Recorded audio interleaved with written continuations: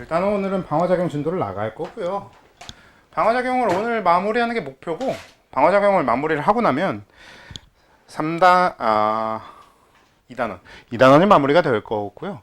오늘 2단원을 마무리하는 게 목표고, 이제 다음 단원 3단원으로 들어가는 걸 아마 목요일날 하진 않을 것 같고요. 목요일날은 여러분들이 오면 아주 재미난 시험지를 받게 될 거예요. 네. 네, 그래서 여러 가지로 좀 정리를 하는 게 목표입니다. 그러니까 2단원이 생명과학 전체에서 지금 현재 아무튼 그건 그거고, 일단 우리는 이제 면역계에 대한 본격적인 정리를 해볼 건데, 우리가 목요일날 했던 수업 내용은 뭘 막을지에 대한 내용이었죠. 그러니까 우리가 병원체에 대해서 쭉 정리를 했어요. 세균, 바이러스, 이런 특징들은 당장 오늘 우리가 수업하는데 필요한 건 아니니까 다시 정리하진 않을 거예요. 그리고 사실 그때 자세히 정리를 하긴 했지만 결국은 좀 외워야 되는 내용들에 가깝잖아. 그렇지? 그래서 걔네들은 좀 잘 정리해서 외워두셔야 되는 내용들에 가깝고요. 세균은 어떤 특징을 갖는가, 이런 것들. 그래서 그런 것들은 잘 정리해서 외워두셔야 되는 내용에 가깝고, 오늘은 이제 뭘 막을까인데, 그래서 지난번에 수업했던 것 중에서 딱 하나 개념만 다시 정리하고 가면, 우리 항원. 이 항원이라고 하는 건 이제 항원 단백질이라고도 불리는데, 이 항원 단백질은 결국은 이제 이 병원체 표면에 붙어 있는 단백질로 그 병원체가 무기로 사용하는 거라고 생각하시면 된다 였잖아. 예를 들어서 박테리오파지 같은 경우에는 이렇게 생겼는데, 박테리오파지가 누군가를 감염시켜. 그래서 병원성을 가져. 병원성을 갖는다는 거는 병을 일으킨다는 얘기거든요. 그래서 그렇게 병원성을 갖게 누군가를 공격하고 누군가를 감염시키려면 요 삼지창 요 부분을 꽂아야 이 숙주세포, 목표, 감염시키려고 하는 세포를 우리가 이제 흔히 숙주세포라고 하는데, 숙주세포에 갖다 꽂아야 그래야 안에 DNA가 일로 이동하고, 그래서 이 대장균이 어쩌고 저쩌고 이렇게 되는 거, 감염이 되고, 이런 얘기였잖아요. 반대로 얘기하면, 그래서 우리가 이 부분만 제거해주면, 그러면 얘는 누군가를 감염시킬 수 없는 상태가 됩니다. 그러니까 우리가 막아야 되는 대상의 핵심도 그래서 항원이에요. 그러니까 병원체 자체를 막는 것도 중요하지만, 결국 일단 병원체를 한 번에 다 제거하는 게 힘들다면 항원을 무력화시키는 게 굉장히 중요한 거지. 그래서 우리 몸의 면역 체계는 전체적으로는 항원 무력화에 좀 더 초점을 많이 두고 있어요. 그래서 그런 걸 좀 같이 봐야 되고요. 그렇기 때문에 이 부분의 이름을 항원이라고 지은 이유가 뭐냐면, 그러니까 얘는 무기야. 병원성을 갖는, 병원성을 일으키는, 병을 일으키는 무기인데, 그걸 왜 항원이라고 부르냐면, 항이라고 하는 건 뭐예요? 저항, 우리가 막겠다라는 거거든. 그러니까 우리 몸의 면역계가 막으려고 드는 행동 자체가 항일 텐데, 항원은 저항의 원인이 되는 곳이라고 생각하시면 되는 거죠. 그러니까 우리 몸의 면역계가 작동을 하는 이유 자체가 저 항원인 거지. 진짜 당연하잖아요. 사실 병원체한테 항원이 없었다면, 그러면 병원체는 병원성을 가질 수 없으니까 애초에 병원체도 아니었겠죠, 이름이. 그러면 우리도 그걸 막으려고 들 필요가 없단 말이에요. 근데 이 항원이 있음으로써 얘네들은 병원성을 갖게 됐고, 우리도 그래서 얘네들을 막게 되는 가장 핵심은 이 병원체의 항원 부분.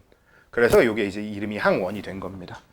저항의 원인이 되는, 그렇죠? 면역계가 작동하는 원인이 되는 것이라서 항원이 되는 건데, 일단 이 항원과 병원체를 막기 위해서 우리 몸에서는 아주 크게는 외적 방어와 내적 방어로 나뉘는데, 외적 방어는 크게 의미 없는 얘기입니다.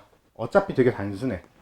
그러니까 외적 방어는 뭐냐면, 병원체가 들어오지 못하게 막는 것들이 이제 외적 방어거든. 말 그대로 밖에서 안으로 들어오는 것 자체를 막는 장벽 같은 거죠.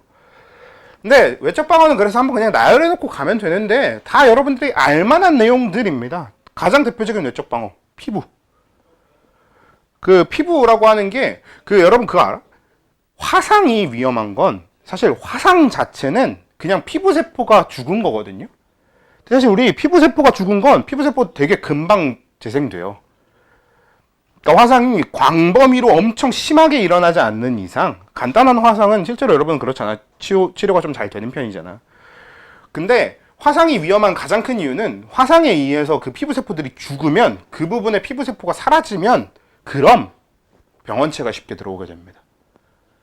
그러니까 피부세포라는 게 단순히 겉을 둘러싼 게 아니라 그 겉을 둘러싸고 있기 때문에 그 자체로 병원체 침입을 막는 역할을 해주고 있었던 거고, 사실 화상의 가장 위험한 점은 그 장벽이 사라져서 병원체가 들어오기 쉽게 만들어지는 게 문제거든. 실제로 우리 화상 입으면 감염 신경을 제일 많이 쓰거든. 화상 입은 데가 감염이 가장 쉽게 되거든요.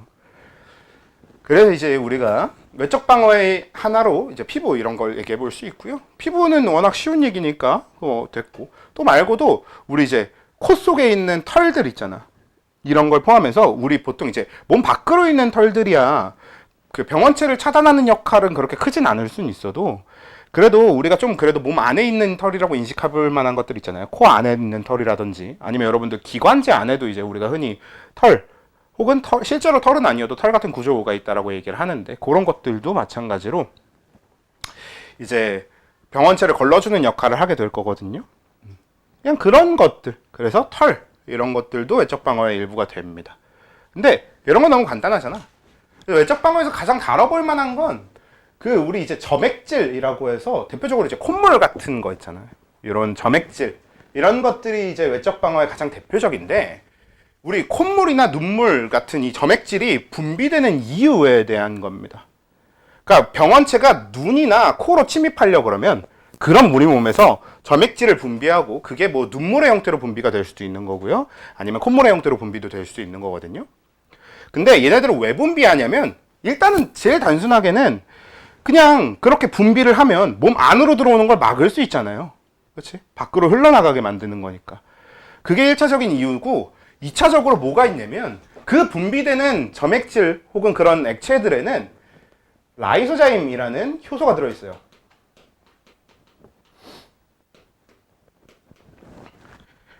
이 라이소자임이라는 얘는 이제 방금 얘기한 대로 효소예요, 효소. 원래 보통 임으로 끝나거나 자임으로 끝나면 다 그거거든, 효소거든. 효소 자체가 영어로 엔자임이니까. 그래서 자임으로 끝나면 다 효소인데요. 라이소자임, 쟤는 효소인데, 쟤는 정확하게는 가수분해 효소라고 부르는 애입니다. 어떤 물질을 물을 이용해서 분해하는 게 가수분해 효소거든요. 근데 이 가수분해라는 단어를 잘 보면 물을 더해서 분해하겠다라는 뜻이거든. 근데 이 가수분해가 분해할 수 있는 대상이 뭐냐면, 물을 더해서 분해하니까 물이 빠지면서 결합하는 것들을 분해할 수 있는 게 가수분해 효소예요. 근데 우리 물이 빠지면서 결합하는 걸 뭐라고 하냐면 탈수축합이라고 해요. 그러니까 결합은, 물이 빠지면서 일어나는 결합은 탈수축합 이렇게 부르고, 물이 더해지면서 이 탈수축합을 분해하는 게 가수분해가 되거든. 근데 이 탈수축합이 핵산도 탈수축합하고요, 그 다음에 단백질, 우리 단백질 하면은 주로 무슨 결합한다고 해? 펩타이드 결합. 펩타이드 결합이 가장 대표적인 탈수축합입니다. 그래서 단백질 자체가 탈수축합을 하다 보니까 가수분해로 분해할 수 있는 물질은 생각 외로 엄청나게 많습니다. 세상에 엄청나게 많아요. 결국 단백질을 분해하면 생물은 제 기능을 할 수가 없거든, 무조건. 생물이 기능하는 데는 단백질이 항상 아주 큰 역할을 해요. 그러다 보니까 이 가수분해 요소를 이용해서 핵산이나 단백질 이런 걸 분해해버리면 병원체가 그 몸에 들어오기 전에 분해돼서 죽어버리거나 병원성을 잃어버리거나 이렇게 되는 거지. 이런 목적을 두고 있어요. 그래서 라이소자임이라는 효소가 있는데, 사실 쟤는 그렇게 효과가 좋지는 않습니다. 쟤네가 효과가 그렇게 좋았으면 우리 콧물만 흘려도 병에 안 걸려야지. 효과가 그렇게 좋지는 않은데 그냥 임시 방편 정도의 수단입니다. 그래서 그냥 라이소자임이라는 게 있구나 정도만 아시면 되고, 외적 방어는 딱 그 정도 선에서 정리하면 돼. 그러니까 들어오는 걸 막는 건 피부, 털, 뭐 아니면 점액 이런 데에 들어있는 라이소자임, 이런 것만 딱 생각하고 지나가면 되는 거고요. 우리가 핵심으로 다루는 건 이제 내적 방어. 그러니까 들어온 다음엔 어떻게 막을 거냐, 이게 핵심이거든. 근데 내적 방어는 크게 두 가지로 나눈다고 보시면 되는데, 하나는 일단 예전 명칭 일단 그대로 적어 볼게요. 1차 방어랑 2차 방어 이렇게 불러. 근데 요즘은 1차 방어, 2차 방어라는 표현을 일부러라도 좀 안 쓰는 것 같아요.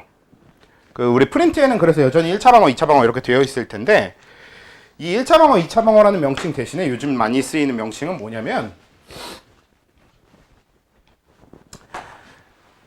1차 방어를 선천성 면역 내지는 비특이적 면역이라고 하거든요. 제일 많이 쓰이는 이름은 이 비특이적 면역이란 이름이고요. 요 2차 방어도 얘는 이제 후천성 면역 이렇게 부르거나 특이적 면역 이렇게 부르거든요. 이 중에서 제일 많이 쓰이는 이름은 특이적 면역입니다. 근데 어차피 전체적으로 이름을 다 알아두는 게 좋으니까 일단 쭉 다 적어두고 하나씩 설명을 해볼게요. 1차 방어, 선천성 면역, 비특이적 면역. 일단 이름에서 느껴지는 건 1차 방어는 일단 뺄게요.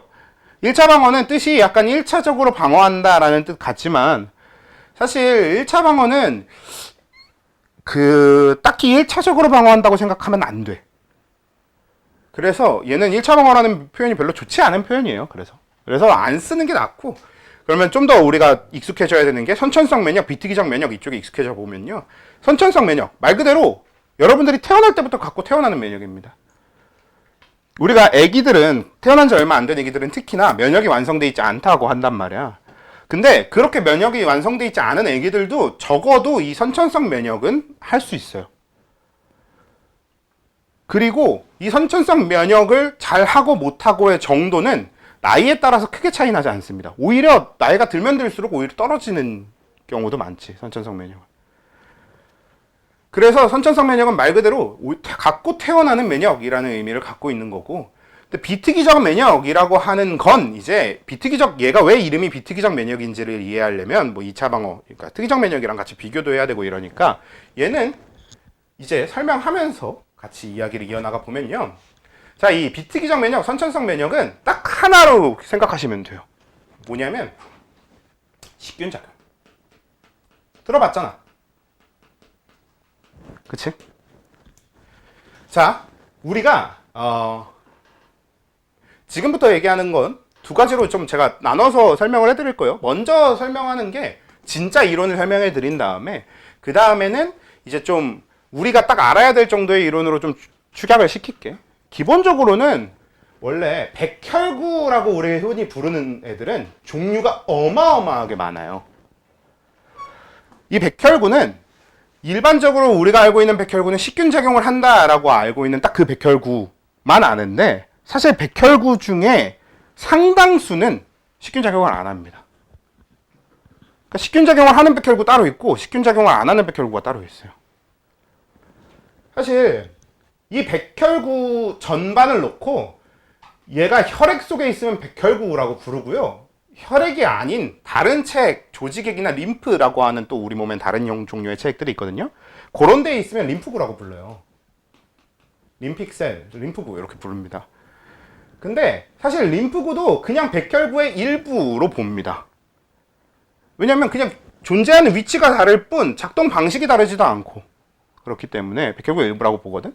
원래 이론은 이래. 그래서 백혈구가 막 보면은 되게 여러 가지가 있어요. 단핵구도 있고요, 막 호중구도 있고요, 호산구도 있고,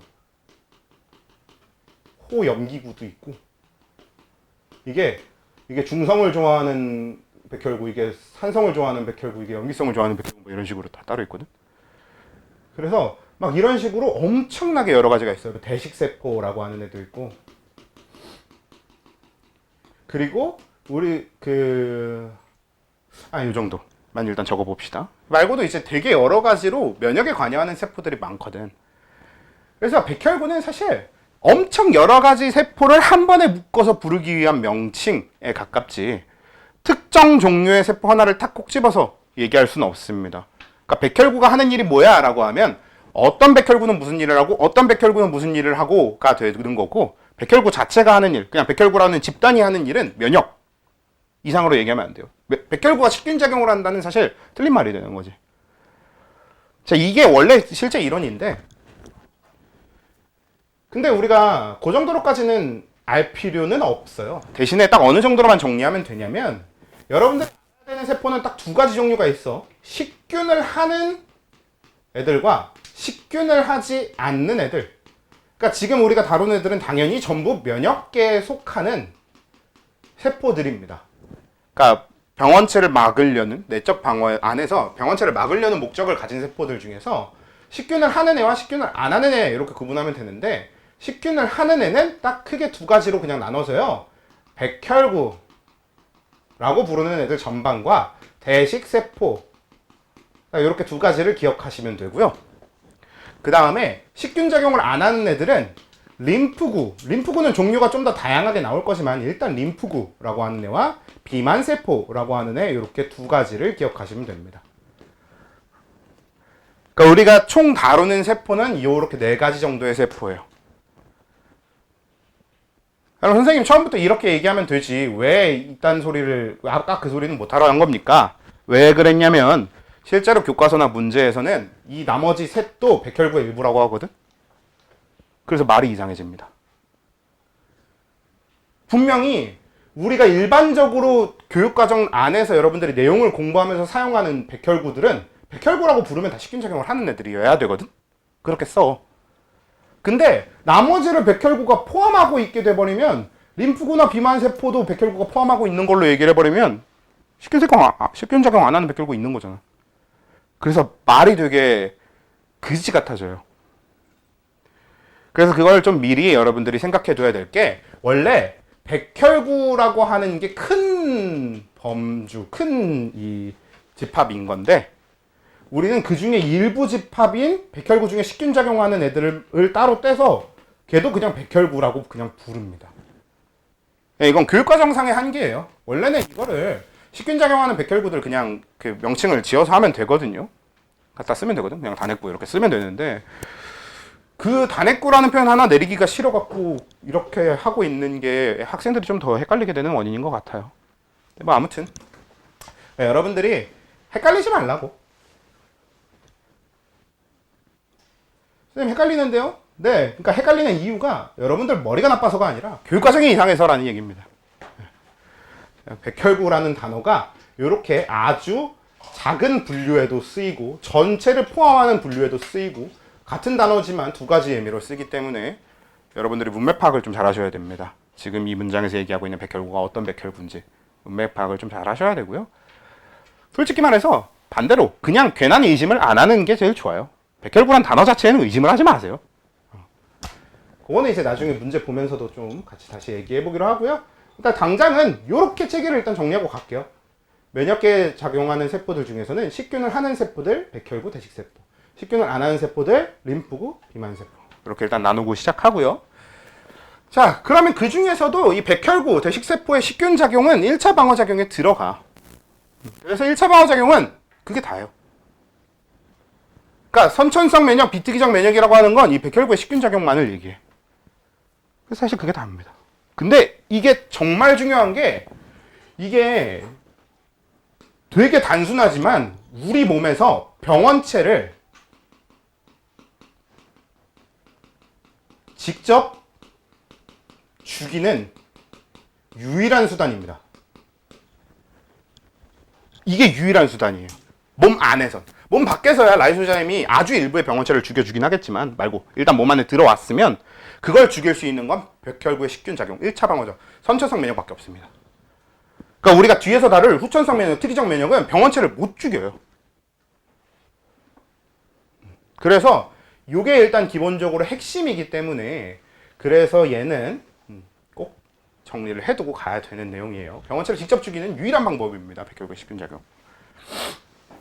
자, 그 백혈구 자체가 그러니까 위에 얘기한 대로 선천성, 우리가 다 갖고 태어난다는 얘기가 되는 거고요. 그래서 얘가 그게 되는데, 이름이 왜 비특이적 면역이냐? 근데 이 병원체는 사실 종류가 엄청 많잖아요. 그리고 병원체의 종류가 많은 만큼 항원의 종류는 훨씬 더 많아요. 근데 항원과 병원체의 종류, 이게 엄청나게 많은데, 이 백혈구의 식균작용은 뭐다? 평등합니다. 그냥 뭐가 됐든 다 먹어서 죽입니다. 먹어 없애는 거야. 똑같이 식균을 통해서 없애. 끝이야. 그래서 특이적이지 않다.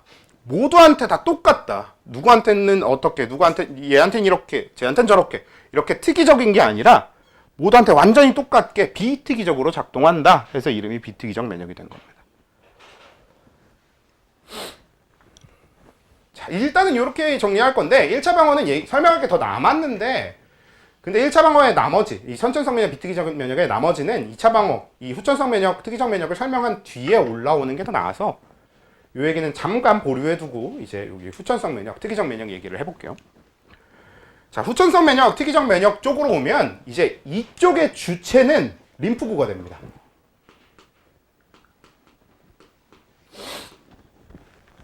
우리가 흔히 림픽셀이라고 하는데, 림픽셀, 림프구는 그냥 이 후천성 면역, 특이적 면역의 핵심이에요.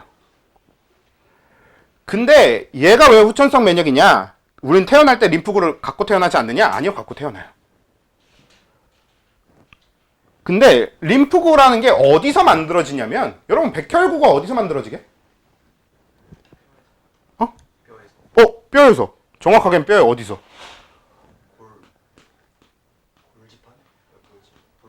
골수에서 만들어집니다. 이게 되게 재밌는 게, 그래서 여러분 백혈구와 관련된 병이 뭐가 있어? 백혈병 있잖아요. 물론 100%는 아니지만 99%의 백혈병은 원인이 뭐냐면 백혈병과 거의 같은 이름으로 취급되는 게 골수암입니다. 거의 같은 말로 취급돼요. 왜냐면 백혈구 자체가 만들어지는 곳이 골수라서.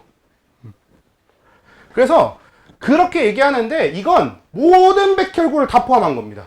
다 골수에서 만들어져요. 그래서 이 림프구도 골수에서 만들어져요. 그리고 태어날 때부터도 어느 정도는 갖고 태어나. 근데 문제가 하나 있는 게 림프구는 아무런 작동도 못합니다. 그러니까 림프구 자체가 액이에요. 응애임. 림프구 자체는 아무것도 못해. 그래서 림프구는 어떤 과정이 필요하냐면 성숙하는 과정이 필요합니다. 처음에 딱 만들어지자마자는 아무 기능이 없고 그냥 액이고요. 얘들이 자라는 과정이 필요해. 근데 얘네들이 자라는 장소에 따라서 어떤 림프구가 되느냐가 갈립니다. 이거를 계속 밑에다 적으면 너무 설명이 어려우니까 힘드니까 다 지우고 여기 좀 위에다 그냥 할게요.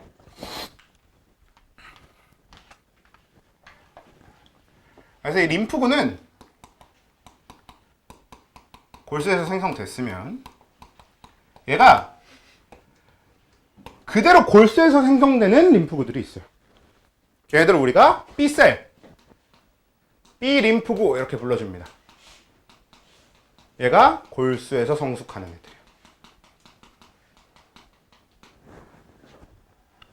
얘가 왜 이름이 B셀이고 왜 얘가 이름이 B림프구, 왜 B로 되어 있냐면 이게 골수라서 그래요. 본. 그냥 거기서 골수에서 만들어진, 골수에서 성숙되는 림프구다 해서 B림프구예요, 이름이. 자, 그러면 나머지 하나는 뭐냐면 가슴샘이라고 하는 곳이 있습니다. 이 가슴샘은 뭐냐면 우리 몸에 이 림프구들이 작동하거나 만들어지는 곳 중에서 골수뿐만 아니라, 아니 만들어지는 건 골수밖에 없네요. 그 림프구들이 좀 모여있는 곳들이 있어요. 우리가 그런 곳을 림프절이라고 부르거든요. 우리 몸에는 되게 여러 군데 림프절이 있는데 그 중에 가장 좀 핵심적이고 중요하면서 큰 림프절이 가슴샘이에요. 그래서 이 가슴샘이라고 하는 곳에서 성숙되는 림프구가 T림프구가 됩니다. T셀 내지는 T림프구.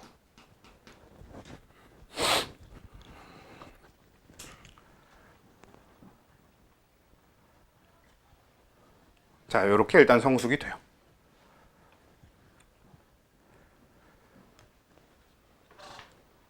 그리고 일단 림프구가 만들어졌고 걔가 T림프구, B림프구 이렇게 나눠지고 나면 끝이냐? 아니에요. 아직 끝이 아닌 게 T림프구는 한 번 더 나눠질 수 있는데 우리가 이 세포가 나눠지는 걸 분화라고 해. 이거 아마 이전에 설명한 적이 있을 거예요. 분화라고 하는 게 뭐였냐면 세포가 취업하는 거라고 생각하시면 된다. 그러니까 우리 몸의 세포들은 원래 이렇게 그냥 이렇게 둥글둥글하고 여기 핵 있고 이렇게 생긴 세포들로 다 보잖아요. 실제로 세포 분열을 할 때 만들어지는 세포들은 다 이런 식으로 그냥 만들어지거든. 근데 이런 세포로부터 이렇게 생긴 뉴런도 만들어줘야 되고, 여러분들이 근육 세포는 본 적이 없겠지만, 이제는 근육을 교육과정에서 다루지 않으니까 본 적 없겠지만, 근육 세포들은 이렇게 생겼어요. 세포 여러 개가 그냥 하나로 뭉쳐져 있습니다. 이렇게 길쭉하게. 이 근육 세포거든. 그러니까 이렇게 만들어진 세포가 이렇게도 돼야 되고, 이렇게도 돼야 되고, 막 림프구도 돼야 되고, 백혈구도 돼야 되고, 다 이렇게 나눠져야 되는 거거든. 그 과정을 우리가 분화라고 해요. 그러니까 취업을 해서 기능이 결정이 되면 그 기능에 맞게 구조가 바뀌어요. 갖고 있는 단백질도 바뀌고 이렇게 구조가 바뀌거든. 요거는 언제 다루나? 요것도 2학기 때나 고3 때 생명과학 관련된 내용을 하면 거기서 다룰 거예요. 이게 원래 생체에 있는 내용이거든요. 아무튼 이제 요게 분화를 이제 하게 되면 그 상태에선 더 이상 세포 분열을 못 합니다. 그러니까 우리도 어떻게 돼? 취업할 정도가 되면 다 큰 거잖아. 더 안 크잖아.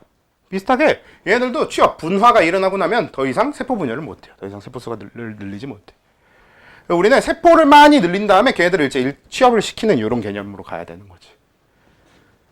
그래서 우리가 여러분 들어본 적 있는지 모르겠는데, 우리 취업되지 않은, 분화되지 않은 세포들을 스템셀이라고 해요. 우리나라 말로는 줄기세포라고 하는 거지. 그게 말 그대로 줄기인 거야. 어떻게든 갈라질 수 있다 해서 줄기세포 이렇게 부르는 거거든. 그게 미분화세포인 겁니다. 분화되지 않은 세포. 걔네들은 세포 분열이 얼마든지 가능하니까. 그리고 그 취업도 얼마든지 가능하니까.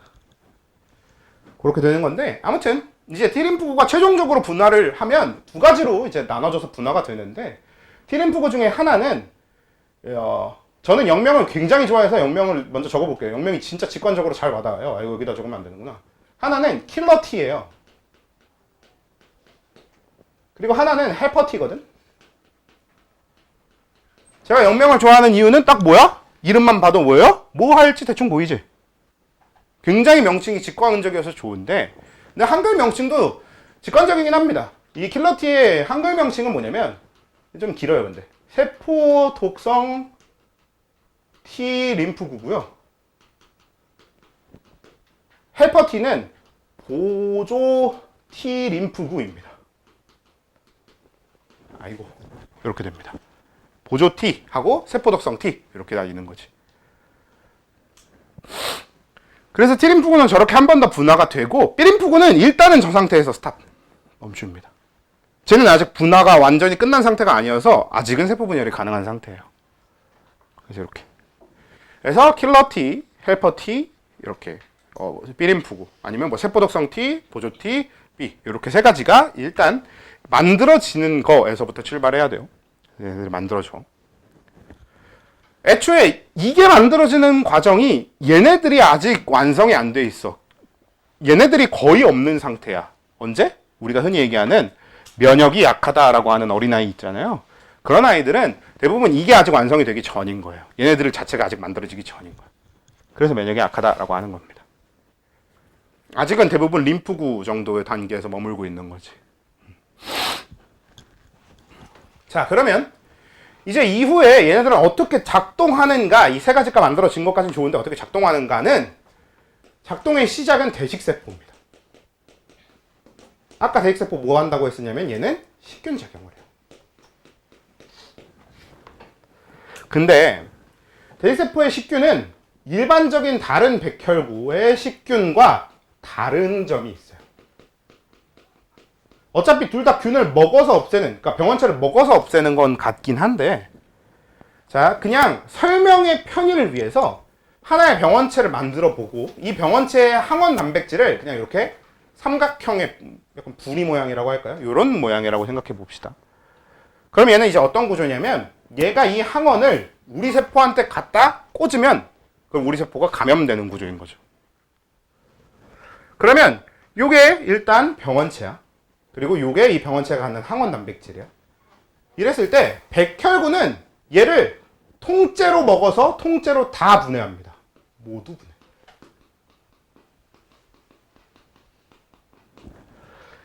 근데 대식세포는 어떻게 하냐면 이 항원 부분하고 여기 항원 제외한 나머지를 그냥 몸체 이렇게 표현해 볼게요. 그러면 항원하고 몸체 이렇게 나눴을 때 백혈구는 항원이든 몸체든 먹어서 전부 다 분해하는 거라면 대식세포는 먹은 다음에 잘라요. 그리고 잘라서 몸체만 분해하고 항원은 냅둡니다. 항원은 그냥 둬요. 그래서 어떻게 하냐면 항원을 그냥 둘 때 대식세포가 이렇게 있으면 대식세포가 일반적인 백혈구보다 더 커요. 그러니까 얘가 대식세포 많이 먹는 그런 게 아니고 대식세포입니다. 큰 식세포예요. 그래서 이 대식세포는 덩치가 큰데 얘가 식균작용을 하고 나면 몸체는 다 분해한 상태로 항원만 남겨서 자기 표면에 이렇게 붙여놓습니다. 그걸 자기가 구분해. 어디가 몸체고 어디가. 예. 항원 단백질을 구분할 수 있어요. 그거는 제가 전공이 면역학이기 때문에 아는 거일 수도 있어요. 제가 전공 두 개가 메인 전공 두 개가 독성학이랑 면역학이거든요. 그렇기 때문에 아는 걸 수 있어요는 그러니까 전공 영역입니다. 그걸 어떻게 구분하는지. 간단하게 얘기해주면 간단하지가 않거든. 절대로 간단할 수가 없긴 하지만 간단하게 얘기해주면 여기에는 보통 항원이든 모든 세포에는 표면에 당단백질 같은 게 있어. 당단백질이라고 하는 게 있어. 이게 약간 세포의 지문 같은 거예요. 그래서 그 당단백질에 붙어있는 당사슬 구조를 이용해서 구분할 수 있습니다. 말만 들어도 어렵죠. 그래서 일단 그런 내용인데 그냥 됐고.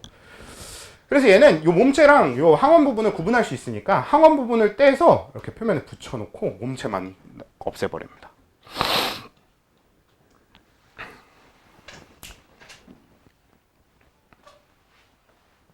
정신 차려봐.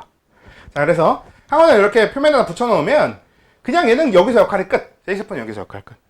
그러니까 대식세포는 결국은 이제 식균작용을 하는 거거든? 그래서 대식세포 자체는 선천성 면역이에요. 다만 지금 우리가 다루는 후천성 면역의 시작이 되는 선천성 면역입니다. 얘가. 그래서 얘가 이렇게 표면에다가 갖다 붙여놓으면 이걸 보조티림프구가 와서 정보를 읽어가요. 어떤 구조로 되는 거냐면 보조티림프구가 와서 보조티림프구도 아까 얘기한 그런 단백질을 겉에 갖고 있거든요. 그 단백질을 얘랑 맞출 수 있게 변형해서 그렇게 정보를 담아갑니다. 그래서 이 항원, 우리가 이걸 정확하게 용어로 표현하면 대식세포는 식균작용을 한 뒤 항원 정보를 노출하고요. 그리고 보조티림프구는 그 노출된 항원 정보를 기억해서 가져갑니다. 그래서 노출된 항원 정보를 가져가는 게 보조티림프구의 역할. 그럼 보조티림프구는 그 정보를 가져가면 뭐 하냐? 그 정보를 B림프구하고 T림프구, 세포독성 T림프구한테 갖다 줍니다. 그러니까 보조티림프구는 일종의 정보 전달자, 전령의 역할을 하는 거죠. 그래서 요 정보를 갖다 주면 이제 세포독성 T림프구와 B림프구가 본격적으로 작동을 시작해요. 그래서 우리가 이 과정을 뭐라고 부르냐면 보조 T림프구가 세포독성 T림프구를 활성화시킨다. 보조 T림프구가 B림프구를 활성화시킨다. 이렇게 불려요. 근데 여기서 활성화가 그냥 우리 일반적으로 아는 것처럼 전원 띡 키는 게 아니라 이 정보를 가져다가 갖다 주는 게 활성화입니다. 그럼 그때서야 쟤네 전원이 켜지는 형태예요.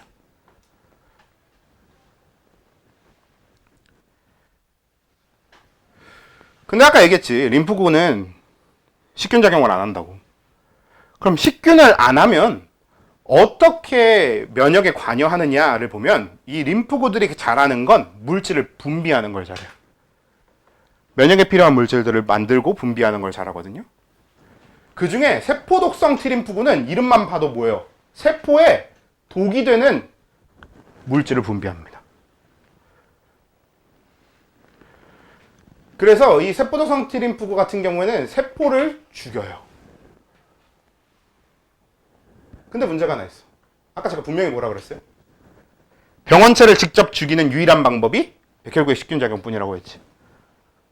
그런데 세포독성 T림프구도 뭔가 세포를 죽이긴 죽일 거거든? 근데 병원체를 죽일 거면 아까 내 말이 틀린 거잖아. 근데 그게 아니죠. 그럼 뭐냐면 얘는 죽이긴 죽이는데 누굴 죽이냐? 우리 세포를 죽여요. 다만 감염된. 얘는 이제 정보를 받았잖아. 그러면 이 정보를 받은 상태부터 이 항원이 꽂혀 있는 내 세포들을 찾아다니면서 다 죽여버립니다. 그래서 감염된 세포를 죽여요. 병원체를 죽이는 게 아니라 이미 감염된 내 몸에 있는 세포들을 죽여. 이유는 간단해. 사실 감염된 세포는 시간이 지나면 무조건 죽어요. 무조건 죽어요. 근데 이게 시간이 둬서 그냥 죽게 냅두면 어떻게 되게? 그 안에서 엄청나게 많은 양의 병원체가 생산된 상태로 죽습니다. 그러니까 결국은 감염된 세포는 그 세포가 죽기 전까지 병원체 생산 공장으로 일하다가 그냥 죽어요. 그러면 병원체가 한 번에 팍 터지면서 엄청나게 많은 양이 풀리는 거지. 그러니까 일종의 병원체 공장이자 병원체 폭탄 같은 게 돼버리는 거야. 감염되는 순간부터 세포가. 그러니까 그러기 전에 미리 그냥 죽여버리는 거죠. 이게 좋은 비유는 아니지만 찰떡 비유라고 제가 생각하는 것 중에 하나인데 우리 코로나 때 딱 그거 생각하시면 돼요. 너 코로나 걸렸어? 그럼 쏴 죽여버리는 거죠 그냥. 감염시키고 다니지 못하게. 약간 그런 개념인 겁니다. 그래서 이게 이제 감염된 세포를 죽인다. 이게 세포독성 T림프구에 하는 일이에요. 얘가 분비하는 물질은 그러니까 내 세포를 죽이는 물질을 분비하는 겁니다. 원래 우리 세포들은 세포 자살 시스템이라는 게 있어요.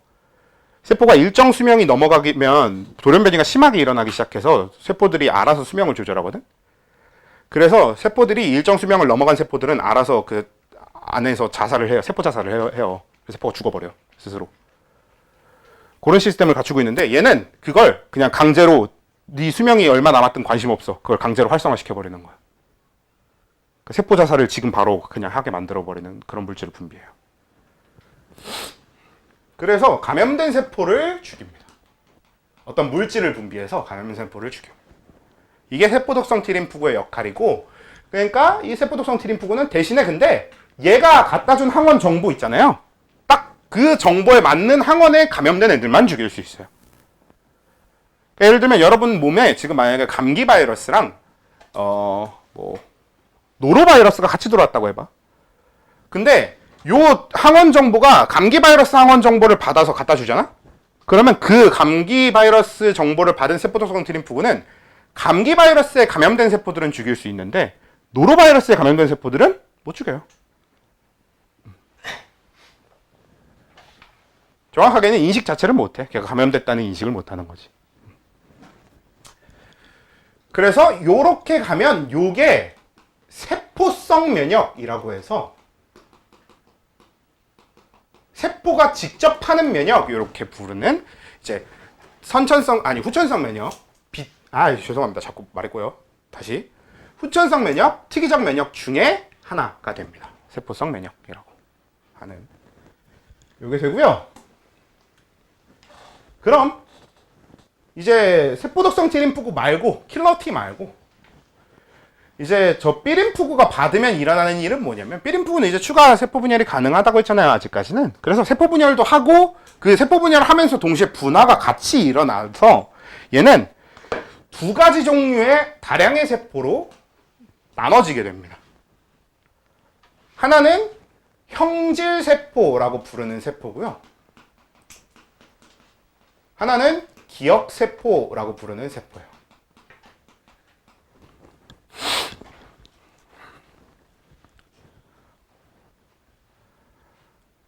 자, 그러면 형질세포는 뭐 하냐? 얘가 이제 항체 공장입니다. 항체를 만들고 항체를 분비하고.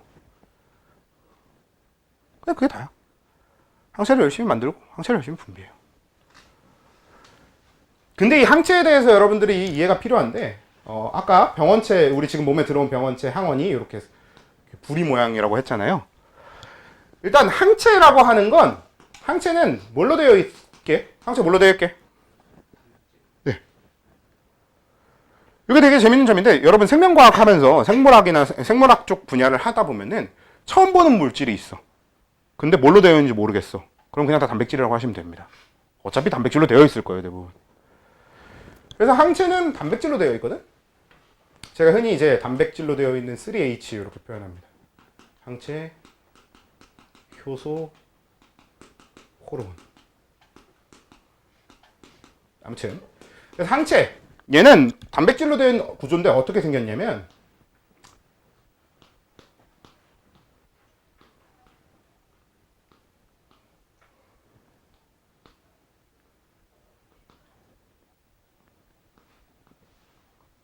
이렇게 생겼어요.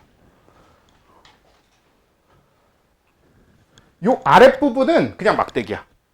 요거의 기능은 우리가 다루지 않을 거예요. 요 막대기 부분의 기능은 다루지 않을 거니까 요 부분은 그냥 막대기고요. 요 양쪽은 딱 봐도 뭐예요? 네, 얘랑 가서 결합하게 생겼죠? 그래서 얘랑 결합되는 부분입니다. 그러니까 우리가 항원 정보를 받았잖아. 그러면 그 항원에 정확하게 결합할 수 있는 결합팔을 만들어요. 그걸 두 개를 딱 만듭니다. 이렇게 만들어진 단백질이 이제 항체예요. 그럼 항체는 어떻게 되냐? 항체가 만들어지고 분비되면 몸을 돌아다니면서 이제 병원체에 가서 그냥 이 부분 항원에 가서 결합해요. 우리가 이렇게 항원이 와서 항원이랑 항체랑 이렇게 딱 와서 딱 맞게 결합하는 요거를 항원, 항체 반응이라고 하거든요. 이렇게 항원 항체 반응이라고 해서 그냥 결합하는 겁니다. 어차피 딱 맞게 만들어졌으니까 가서 딱 결합하는 거예요. 그럼 이렇게 딱 결합하면 죽냐? 아니에요. 못 죽인다 그랬잖아. 그럼 뭐 하냐? 끝입니다. 계속 결합하고 끝이야. 근데 이게 엄청 큰 거죠. 왜? 항원이 뭐라 그랬어? 무기잖아. 그리고 아까 세포독성 트림프 얘기할 때도 했지만 항원은 단순히 무기, 그러니까 우리 몸의 세포에 안 좋기만 한 게 아니라 감염시키고 나면 어떻게 된다고? 걔네 수가 늘어나요. 그러면 이걸 붙잡고 있으면 우리 몸에 감염되지도 않고 감염되지 않기 때문에 얘네 숫자가 못 늘어나. 그래서 얘는 그냥 딱 가서 저렇게 머리끄댕이 그냥 붙잡고 그냥 머리끄댕이 잡고 있는 거예요. 이렇게. 근데 심지어 몇 개? 2개씩. 쌍으로. 항체는 진짜 딱 그게 역할이 끝입니다. 그럼 결국 그래도 죽여야 되잖아. 누가 죽여? 백혈구가 죽여야지. 그냥 얘네 이렇게 붙잡고 돌아다니는 거고 백혈구가 와서 식균작용 해줄 거니까. 근데 백혈구가 지는 경우도 있어요. 백혈구가 병원체한테 우리가 흔히 이제 진다라고 표현하는 거는 네 있습니다. 꽤 흔해요. 꽤 흔하다. 지면 어떻게? 정확하게는 두 가지 경우가 있는데 백혈구가 직접 감염되는 경우가 있어요. 근데 그거는 애초에 그 병원체가 백혈구를 감염시키는 병원체여야 가능해. 요런 케이스가 있고 하나는 백혈구가 진다기보다는 백혈구는 항상 모든 병원체를 상대로 이기는데 병원체가 너무 많으면 백혈구가 병원체를 잡다 보면 일을 계속하면 수명이 짧아지거든 세포들은. 그러니까 그냥 수명이 다해서 자꾸 죽어버려요 백혈구들이. 그렇게 백혈구 시체가 늘어나거나 이렇게 돼. 그래서 그러니까 병원체가 너무 많아서 백혈구가 싸우다 지쳐 죽어버리는 거 혹은 백혈구가 직접 공격받는 거 이렇게 두 가지로 나뉠 수 있는데 이쪽은 당연합니다. 항상 늘 일어나요. 우리가 이렇게 해서 만들어지는 게 고름 같은 거거든. 이건 당연하게 일어나는 겁니다. 근데 이건 보통 문제가 아니지. 이렇게 생기는 가장 대표적인 질병이 HIV라는 바이러스에 의해서 만들어지는 에이즈라는 병입니다. 에이즈는 걸리면 몸에 있는 모든 면역 체계가 무너져요. 이거는 나중에 어차피 한번 다뤄야 돼. 다음 수업 때나 아니면 오늘 시간 되면 오늘 다루는데 오늘은 시간이 안 될 것 같은 느낌이긴 한데 일단 그래서 일단은 요렇게 항원항체 반응을 하는데 다만 한 가지 요 항체의 기능, 요 막대 부분의 기능이라보다는 항체 자체의 기능인데 그러니까 약간 기능이라기보다는 세팅 값이야. 어떤 세팅 값이냐면 백혈구가 잡아먹는 애들 중에 항체가 가장 맛있게 설정되어 있어요. 그래서 백혈구는 항체를 우선적으로 찾아다니면서 먹게 되어 있습니다. 그러면 그것만 해놔도 항체는 가서 머리끄댕이를 붙잡고 백혈구는 와서 먹어버리면 되지. 선생님 아직 결합도 안 한 항체는 어떻게 해요? 그런 애들도 그냥 어쩔 수 없어요. 그냥 같이 사라져요. 근데 그래도 백혈구가 와서 먼저 얘를 그 항체를 먹도록 설정해 놓으면 항체가 병원체랑 결합했을 때 이 병원체가 빨리빨리 제거가 될 거 아니야. 이렇게 설정을 해 놓은 거지. 그러니까 아주 맛있는 애인 거죠. 백혈구 입장에서 항체가. 그렇게 만들어 놓은 거예요. 그래서 항체는 이제 그렇게 되는 거야. 그러니까 항체 자체는 머리끄댕이 잡는 단백질이다가 되는 거고요. 결국 막타는 누가? 백혈구가 쳐야 돼. 백혈구가 와서 죽여야 돼. 근데 이 항체는 한번 만들어지면 결국 한번 만들어졌을 때 쫙 뿌려져요. 우리 몸의 형질세포 자체도 꽤 한 번에 많이 만들어지고, 그리고 그 형질세포가 많이 만들어지고 나면 형질세포는 항체를 진짜 엄청 빠른 속도로 찍어내거든. 진짜 말 그대로 공장이야. 엄청 많이 만들어. 그래서 우리 몸의 체액에 항체가 전체적으로 쫙 뿌려지거든. 그래서 이걸 체액성 면역이라고 해요. 체액 자체가 전체적으로 면역을 띠게 되는 거지. 항체가 쫙 만들어지니까. 단점. 그래서 형질세포는 수명이 엄청 짧습니다. 형질세포는 수명이 엄청 짧아요. 그러니까 우리가 형질세포가 많이 필요하면 계속 형질세포를 만들어서 하는 거예요.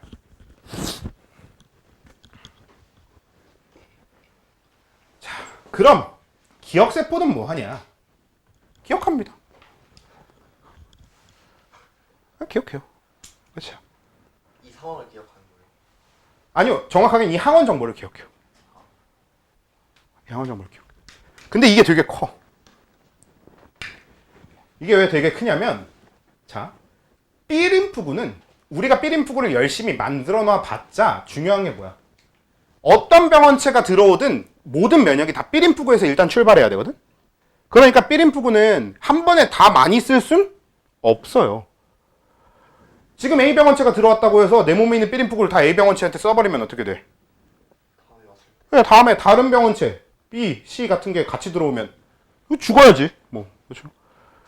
실제로 여러분 그거 알아? 에이즈 같은 거 걸리면은 감기만 걸려도 죽을 수 있어요. 실제로 감기 바이러스 되게 위험한 겁니다. 우리 면역이 충분히 괜찮고 감기 바이러스에 대한 그 항체나 기억세포가 충분히 많은 상태고 이런 것 때문에, 그리고 약도 참 좋고 이래서 우리가 멀쩡한 거지. 사실 감기만 걸려도 죽을 수 있거든. 근데 실제로 이렇다는 거야. 내가 만약에 B림프구를 전부 다 여기다 써버리게 되면 안 돼. 그러니까 B림프구는 동시에 사용할 수 있는 개수가 워낙 적어요. 그러니까 어떻게 해버리냐면 처음 병원체가 딱 그 항원을 가진 병원체가 들어오자마자 기억세포, 형질세포가 만들어지는 것보다 훨씬 많은 기억세포를 한 번에 쫙 만들어 놓습니다. 그리고 기억세포는 그 항원 정보를 가지고 있다가 만약에 같은 항원 정보를 보조 T림프구가 가져오잖아? 그러면 B림프구만 형질 기억으로 나눠지는 게 아니라 기억세포가 다시 형질과 기억으로 또 나뉩니다. 얘는 정보를 기억하기만 하면 되기 때문에 얘 자체가 분화가 완성된 상태일 필요는 없거든요. 그래서 아직 추가 분열이 가능해서 얘가 기억세포가 다시 또 분열하면서 형질 기억으로 다시 나뉘어요. 근데 얘는 장점이 뭐야? 내가 만들어둔 모든 기억세포는 그 병원체만을 위해서 다 사용할 수 있지. 그래서 이 B림프구로부터 시작했을 때보다 훨씬 많은 형질세포가 한 번에 만들어져서 보통 항체 농도가 작게는 50배에서 많게는 막 수만 배까지도 나요. 기억세포에서 출발했느냐, B림프구로부터 출발했느냐가. 그래서 한 번에 형질세포가 엄청 많이 만들어지고, 그래서 항체도 엄청 많이 만들어지게 이 병원체 약간 담당 일진으로 만들어 놓는 거죠. 기억세포를. 그 항원 담당 일진을 만들어 놓는 거죠. 그렇게 딱 하는 게 기억세포입니다. 그래서 기억세포는 말 그대로 병원체, 어떤 항원을 기억하고 있다. 항원 정보를 기억해 두는 거야. 근데 얘 전체가, 이 면역이 후천성 면역이라는 이름을 갖는 가장 핵심적인 이유가 결국 이 기억세포의 존재입니다. 결국 뭐예요? 후천성 면역은 어떨수록 면역력이 좋게 되냐면 병에 많이 걸려봤을수록 면역력이 좋은 게 됩니다.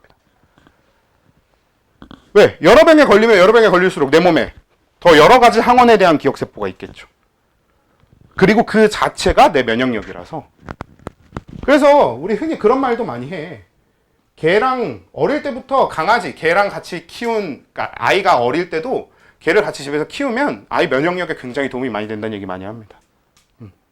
실제로 도움 많이 돼요. 개로부터 들어오는 짜잘한 병원체들이 그 사람, 그 아이의 기억세포를 굉장히 많이 늘려주거든. 여러 가지 항원에 대한 기억세포를 막 많이 만들어주니까 나중에 굉장히 면역력에 도움이 많이 됩니다. 기억세포는 얼마나 가는? 기억세포는 평생 있어요, 보통.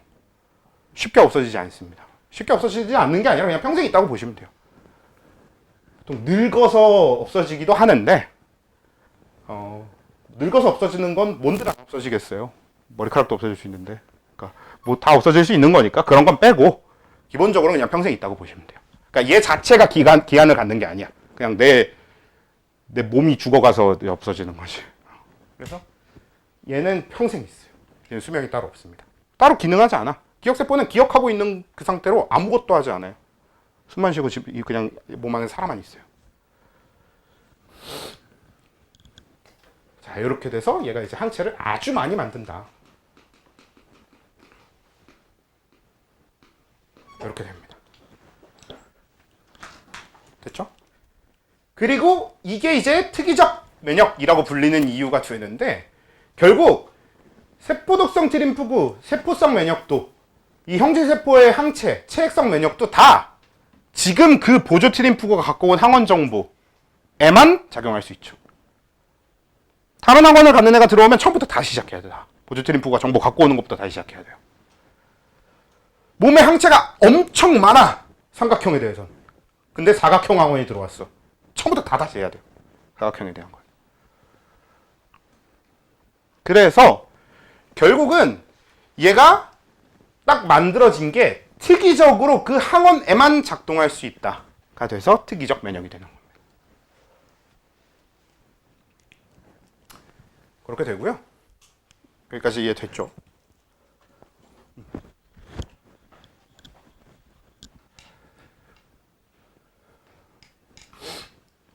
오늘 절대 다 못 끝낼 것 같다. 목요일날 이어가야 될 것 같은데 일단은 그냥 최대한 해볼게요.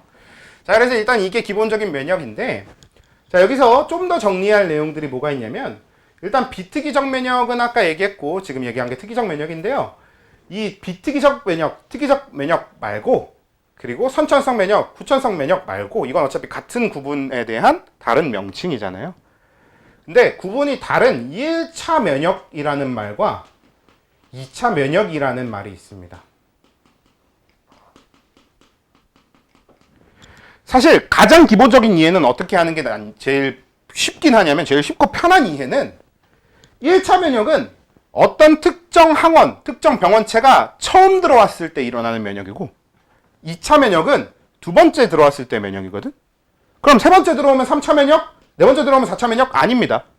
세 번째 들어와도 2차 면역, 네 번째 들어와도 2차 면역. 일단 이렇게는 봐. 근데 이 말은 반은 맞고 반은 틀려.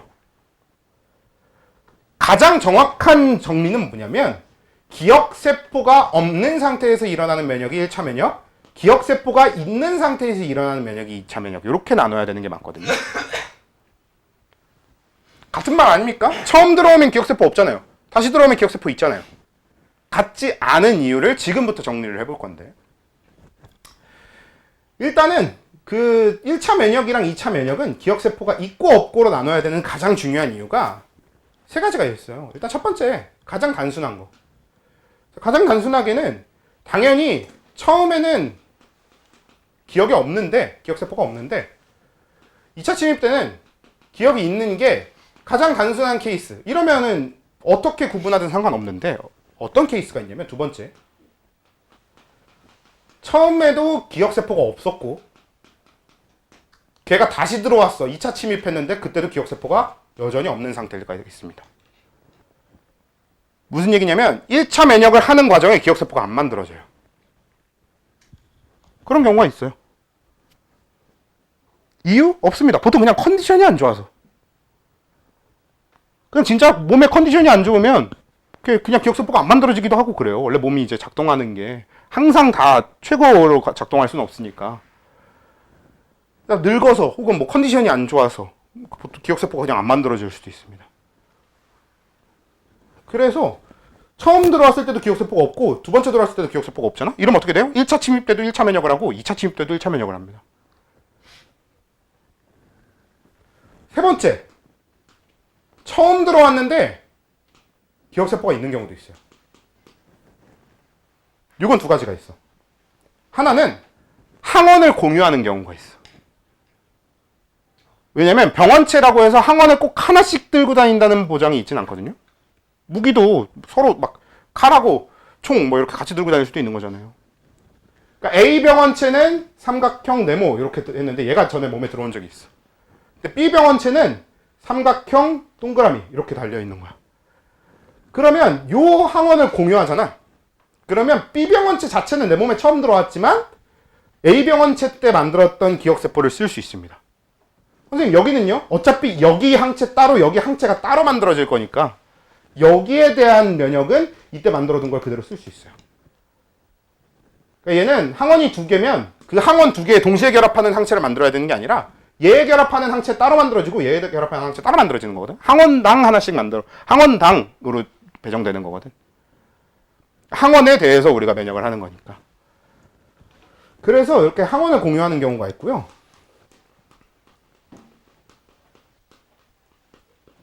두 번째, 뭐가 있냐? 인위적으로 기억세포를 만든 경우가 있습니다. 이걸 우리가 뭐라고 불러? 백신이라고 부르는 거지. 이게 백신의 작동 방식입니다. 우리가 미리 여러 가지 방법이 있어요. 병원체의 몸체 부분을 미리 제거하고 항원만 남겨서 몸에 투여하기도 하고요. 이게 가장 효과는 좋은데 가장 만들기 어려워요. 아니면 대신에 어떤 것만 하기도 하냐면 우리 이제 RNA DNA 뭐 이런 식으로 백신을 얘기하기도 하잖아요. 그런 거는 일단은 병원체 자체를 내 몸에 넣는 건 아니고 특정 핵산만 몸에 집어넣어서 걔가 본인 몸체를 안에서 형성하게 만들어요. 근데 그러면 어차피 그래봤자 다 형성되기 전에, 그러니까 병원체가 우리 몸에 들어왔을 때 제일 위험한 게 들어오자마자 번식을 시작하기 때문에 그런 거거든. 근데 그렇게 미완성된 애를 집어넣어주면 완성하는 동안 내 몸의 면역이 준비하기에 충분하거든. 그래서 몸에 문제를 못 일으켜. 그러니까 그런 방식이라든지 뭐 아니면 사실 그런 거 말고 더 여러 가지 방법들이 있는데, 아무튼 그런 어떤 방법이든 만들어서 그걸 몸에 투여했을 때 그 투여된 게 기억세포를 만들도록 할 수 있으면 그걸 백신이라고 부르는 거고, 그렇게 백신을 이용해서 인위적으로 기억세포를 만들 수도 있습니다.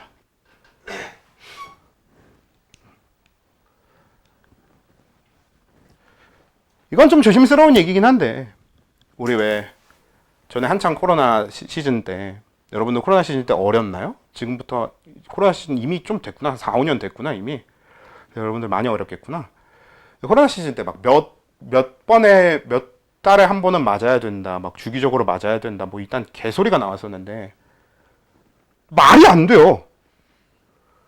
기억세포는 수명이 없어. 그래서 기억세포가 한 번 형성됐으면 그걸 맞았던 백신을 다시 맞아야 될 이유가 전혀 없거든요.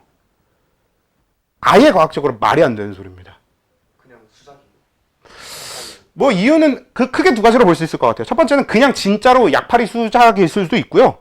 아니면 사실 저는 두 번째 쪽으로 좀 더 유력하게 보는데 약이 미완성이라 라고 봅니다.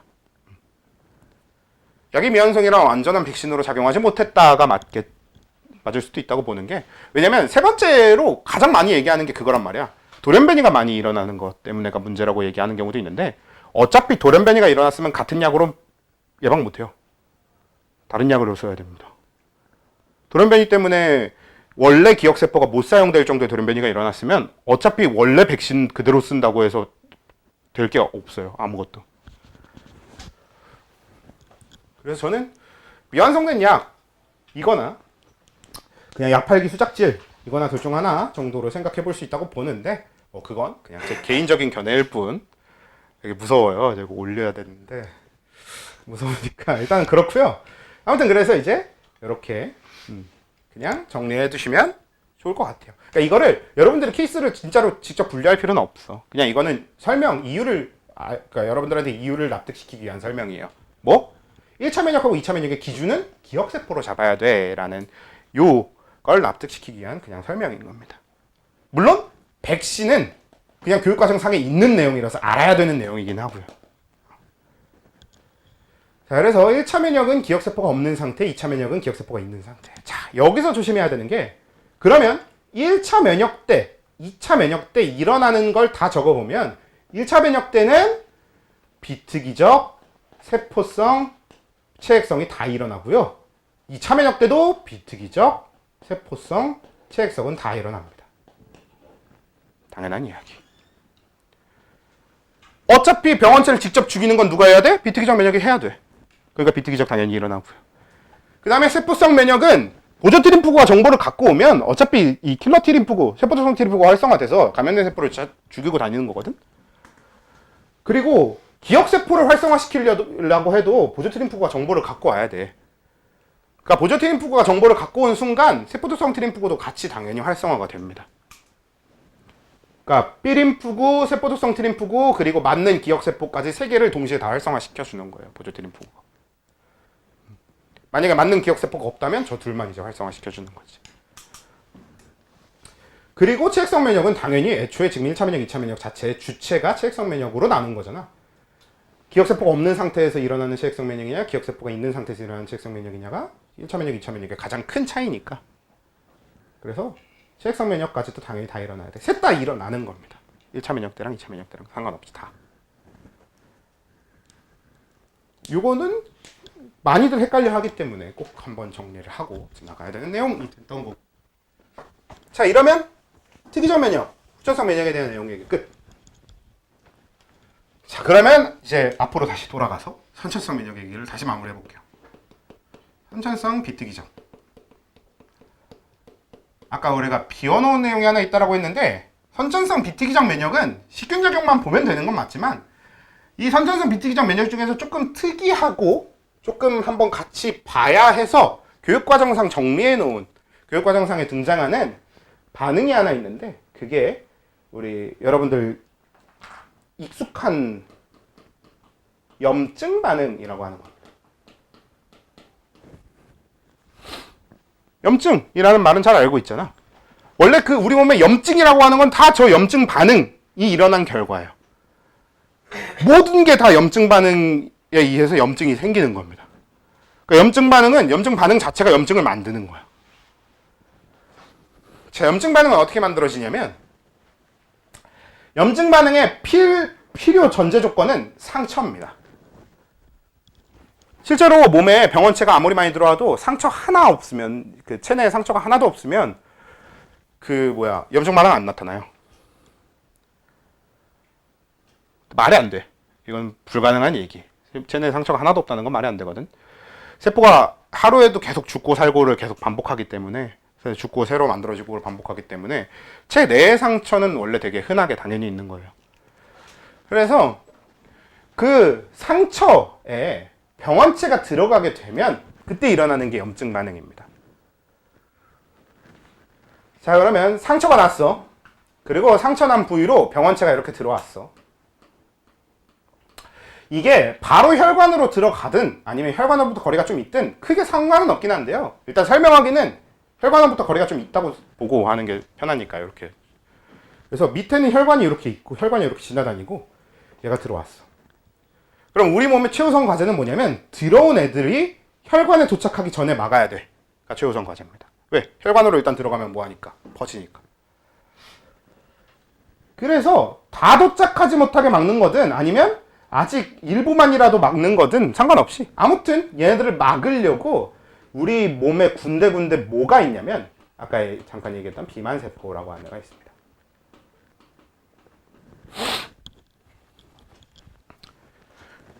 이 비만세포는 정확하게 하는 일이 화재 경보기와 똑같습니다. 병원체 들어와? 그럼 제가 야 병원체 들어왔어! 이러고 그냥 막 알람을 울려요. 그리고 여러분들 아파트에 있는 화재 경보기가 그 고장이나 이런 걸로 잘못 작동했을 땐 몰라도 아파트는 요즘은 연결 안 돼 있나? 돼 있지 않나? 뭐 아파트까지는 잘 모르겠어요. 관공서 이런 데 있는 화재 경보기는 작동하면 바로 연결되는 거 알아요? 소방서에 연결되는 거 알아? 그렇게 되어 있거든요. 그래서 그런 것처럼 비만세포가 병원체가 들어왔어. 그럼 병원체가 들어왔어 하고 얘가 경보가 울리면 바로 알아서 백혈구들이 모이게 됩니다. 그러니까 비만세포는 약간 백혈구들이 모이게 만드는 역할을 하는 게 핵심인데 어떻게 하는 거냐? 비만세포가 히스타민이라는 물질을 분비해요.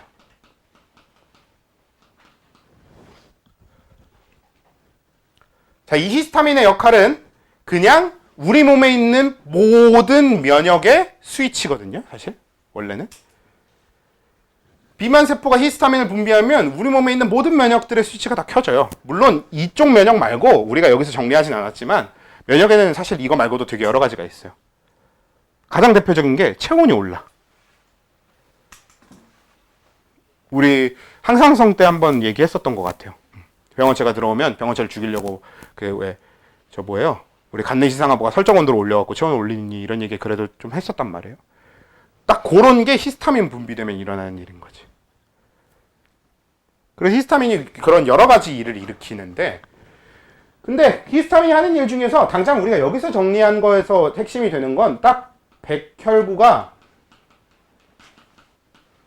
모이게 만들고요. 백혈구가 이 히스타민이 분비된 곳으로 모여. 그리고 두 번째로 백혈구가 혈관 밖으로 나오기 쉽게. 사실 백혈구는 원래 그냥 냅둬도 혈관 밖으로 나올 수는 있거든. 약간 어떤 느낌이냐면 혈관 안에 백혈구가 지나다니고 있다가 혈관 밖으로 나오려면 이렇게 비좁아서 이렇게 비집고 나와야 돼요. 근데 그게 그렇게 비집고 나올 필요가 없게 혈관벽을 확장시켜 줍니다.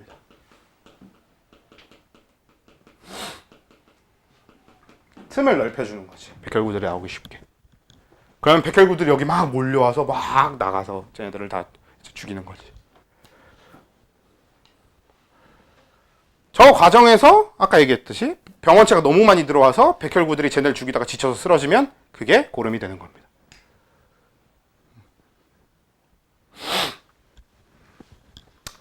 자, 왜냐면 백혈구의 시체도 결국 우리 몸의 입장에서는 안 좋은, 그러니까 이제는 더 이상 갖고 있을 필요가 없는 거잖아요. 그런 걸 다 배출하기 위해서 주변에서 액체가 막 나와서 그 시체들을 모아서 밖으로 밀어내요. 그게 이제 고름이에요. 그리고 요게 여러분 상처 난 데를 자세히 보나? 저는 상처 나면 꼭 보는 편이긴 한데 우리 상처 나고 나면 살짝 부풀어 오르잖아. 그 이유입니다. 아래에 있는 혈관벽이 확장되니까 혈관벽이 확장되는 게 결국 혈관이 확장되는 거거든. 그러면서 상처가 이렇게 살짝 부풀어 오르게 되는 거예요.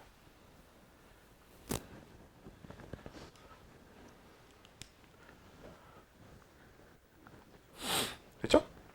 그래서 이게 히스타민이 이제 백혈구를 모으고 혈관벽을 확장시키고 이런 식으로 작동한다.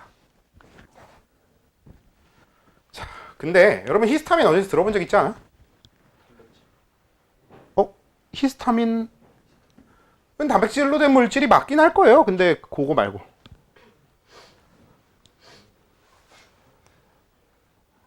혹시 알러지나 알러지성 비염 이런 거 있는 사람 없어? 있어도 약 이름은 안 읽어보나?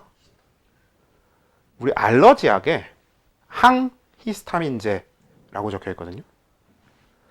실제로 알러지 약이 뭐 하는 거냐면 히스타민의 분비를 막거나 히스타민의 작용을 막는 겁니다. 원래는 보통 작용을 막는 게 대부분이에요. 왜냐면 히스타민이 유발하는 게 알러지라 그래. 알레르기라고 하는 것 자체가 히스타민에 의해 유발되는 반응이거든. 그걸 알아야, 그것까지 정리하면 끝인데, 자, 비만세포가 병원체를 감각하는 방법부터 시작해요. 결국 비만세포는 화재경보기처럼 작동을 하려면 불이 났음을 알아야 화재경보기처럼 작동을 할 거 아니야. 그래서 마찬가지로 병원체가 들어온 걸 인식을 해야 되거든. 어떻게 되어 있냐면 비만세포 표면에는 우리 몸에 여태까지 단 한 번이라도 만들어진 적 있는 항체라면 전부 다 가서 비만세포 표면에 붙어 있습니다. 아까 우리 항체 이렇게 그릴 때 밑에 막대기는 기능을 일단 얘기하지 않을게요 했던 그거 있지.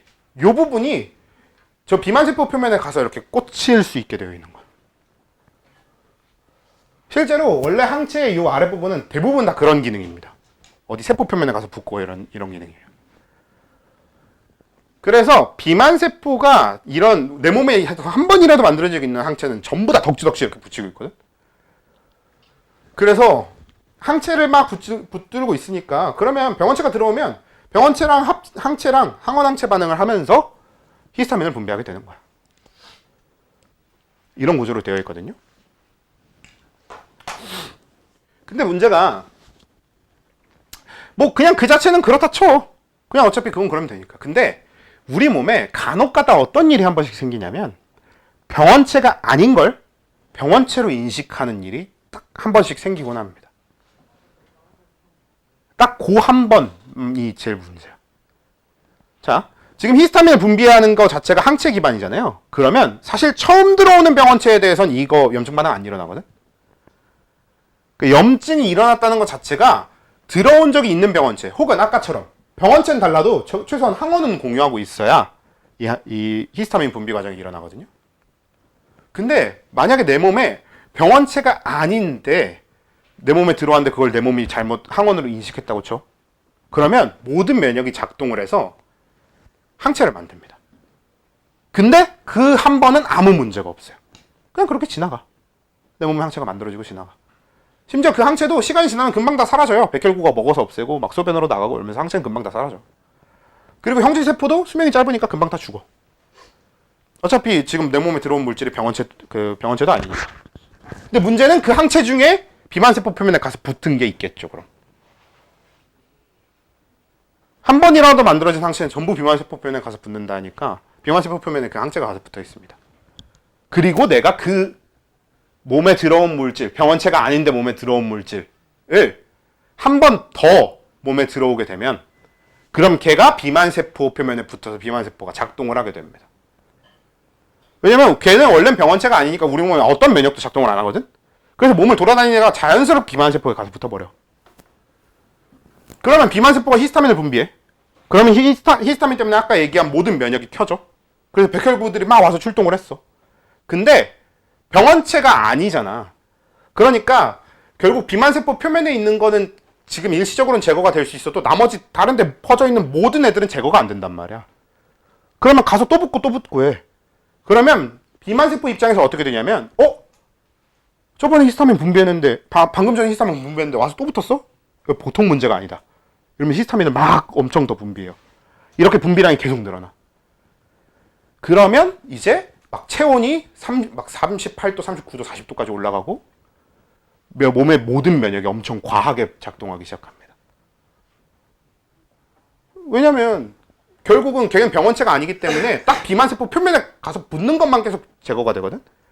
근데 몸 안에 돌아다니는 양은 엄청 많단 말이야. 이게 알러지예요.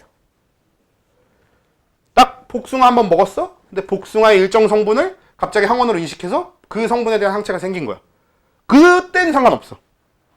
그 다음번에 복숭아를 먹었어? 그럼 그 복숭아 성분이 나갈 몸에서 완전히 다 자연스럽게 사라질 때까지 비만세포 히스타민이 계속 분비해요.